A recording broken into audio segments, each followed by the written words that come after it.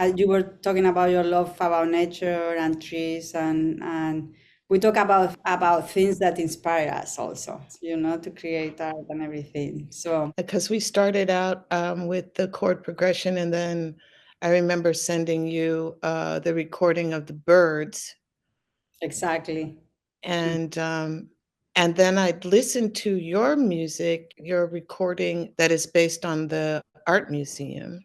We Mhm. talked about that too. Somehow the music grew from those conversations and those particular, elements, musical elements that we brought to one another. If it hadn't been for you, Marta, driving this entire thing, I mean, you really propelled us forward. No, but you took the first seat. You start with your core progression. You actually start the musical thing. With your core progression, That's and true. I yeah, mean, it was a true exchange. It I really think was. so.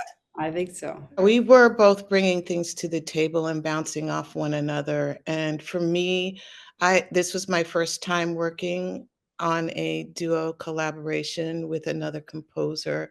I learned to work more expeditiously, in part because of, the deadlines that we were given by M3. I think we also listen to each other music and somehow connected, and found things that are not in our own music that we like, and we.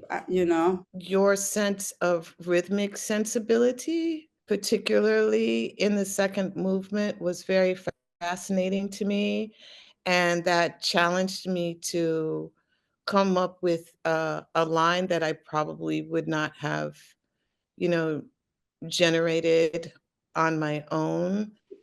Always like playing with someone that also you don't know from before, you learn a lot from playing and from trying to make music and adapt.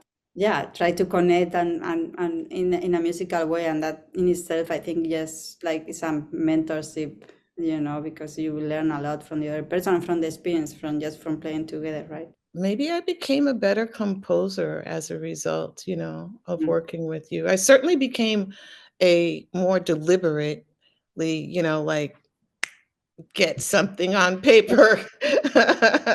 The first time, because I was listening to your music and the recordings that you sent me, and whatever, they were gorgeous. But then when you sent me that chord progression, I was like, oh, Sila challenged herself, and I really like that.